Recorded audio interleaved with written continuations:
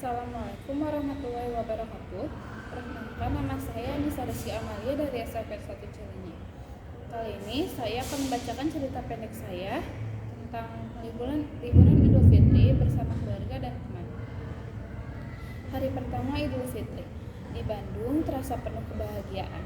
Ica, Mama, Papa, Arif, Teh Ayi, Umay, dan Arsyad berangkat ke masjid untuk sholat Id. Setelah sholat Id, mereka berkeliling bersilaturahmi ke tetangga sekitar rumah. Namun ada satu hal yang membuat suasana kurang lengkap. Ica, sayang sekali. Asep, Teh Silvi, dan Arsila nggak bisa bareng kita tahun ini.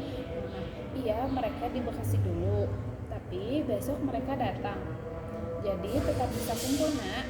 Hari pertama ditutup dengan sesi foto keluarga, meski terasa kurang lengkap tanpa mereka yang masih di Bekasi. Hari kedua, kedatangan yang ditunggu. Keesokan harinya, sekitar pukul 8, akhirnya Asep, Teh Silvi, dan Arsila tiba di rumah. Rasa rindu pun terbayar. Isya, akhirnya datang juga, udah kangen banget. Udah kangen berat sama kalian. Asep, iya maaf ya, harus bagi waktu dulu. Arsila, Aunty Ica, aku kangen, sambil berlari memeluk Ica. Teh Silvi, udah siap jalan ke rumah nenek kakek? Tanya Teh Silvi ke Aumay yang ada di rumah. Papa, Mama, Arif, Ica, Teh Ayi, dan Aumay. Yuk berangkat. Mereka pun berangkat ke kampung Goyang untuk bersilaturahmi ke rumah nenek dan kakek. Sepulangnya, mereka menikmati waktu memancing di belakang rumah bersama keluarga dari Jakarta. Hari ketiga, pilihan yang berbeda. Hari ini, hampir semua orang memilih istirahat di rumah karena kelelahan. Namun Umay, Teh Ayi, dan Arsyad tetap melanjutkan liburan dan menginap lebih lama. Ica, aku sih setuju buat istirahat, capek banget kemarin. Mama, iya liburan juga butuh waktu buat istirahat, biar gak apa-apa. Teh Ayi, tapi aku sama Umay dan Arsyad mau melanjutkan jalan-jalan. Sayang kalau cuma di rumah. Papa, iya, ya udah, hati-hati ya. Jangan lupa kabari kalau sudah sampai. Arsyad, bye-bye ate, sambil tersenyum dan dengan ledekan yang lucu dari anak kecil laki-laki yang berumur 2 tahun.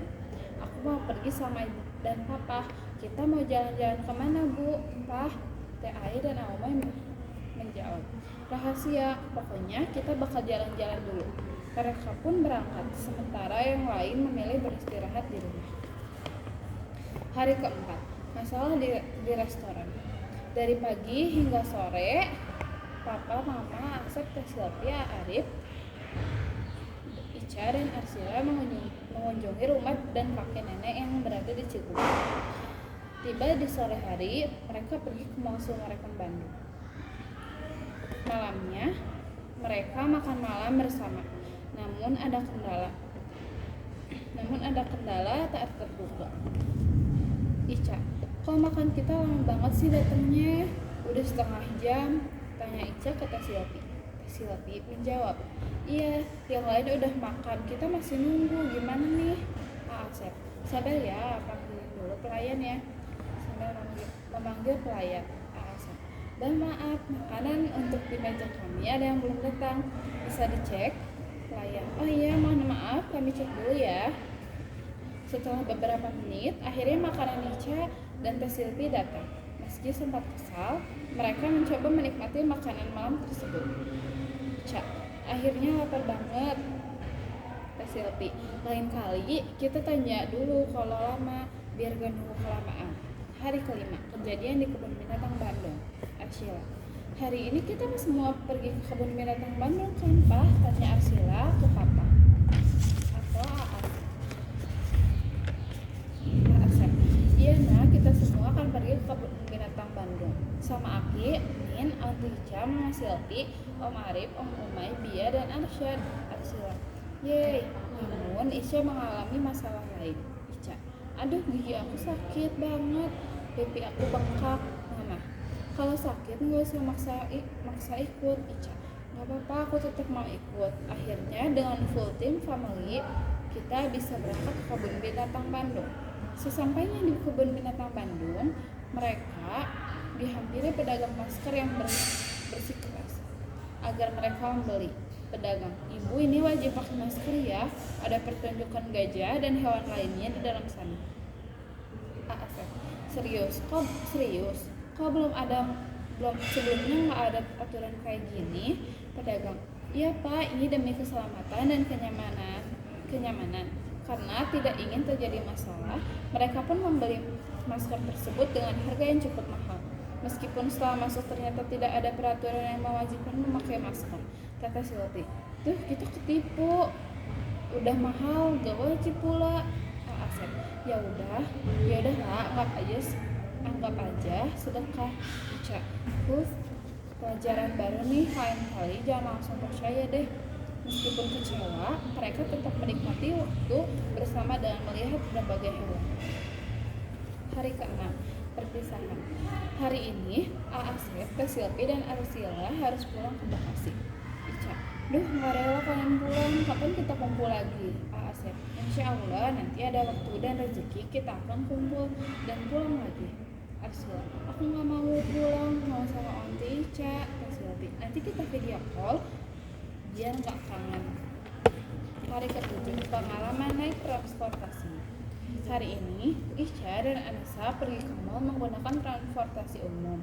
Mereka awalnya ingin pergi bertiga dengan Kaisa, namun Kaisa tidak diizinkan oleh abinya. Ica, ya sayang banget Kaisa nggak bisa ikut, padahal kita udah rencana dari kemarin ya kan Anissa. Iya nggak apa-apa, Kaisa nggak ikut karena kita nggak boleh sama orang tuanya. Jadi jangan dimaksakan, harus ikut kan. Kalau kita dilarang sama orang tua kita juga. Kita jangan membantah, harus patuh dan taat sama orang tua kita. Kita tetap ke mall walaupun berdua. Insya Allah tetap seru walau berdua, ucap Anissa sambil tersenyum. Akhirnya mereka naik bis berdua dengan tarif 4.000 per orang. Ica, wah murah juga ya naik bis, nyaman gak sih? Anissa, lumayan sih ya, asal dapat tempat duduk. Dan sampailah mereka ke mall yang dituju.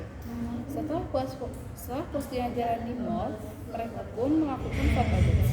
Waktu sudah pukul 3, mereka memutuskan pulang naik angkot.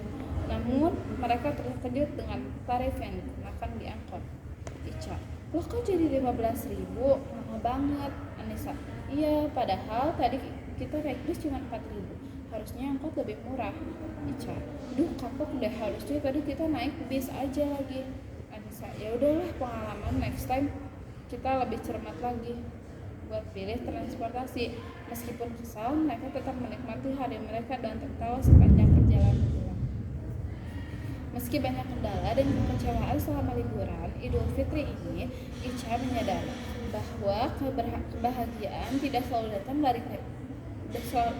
datang di kehidupan sehari-hari, karena hidup tidak akan pernah selalu sempurna seperti yang diinginkan dan diharapkan, karena kesempurnaan hanya milik Allah Subhanahu wa Ta'ala.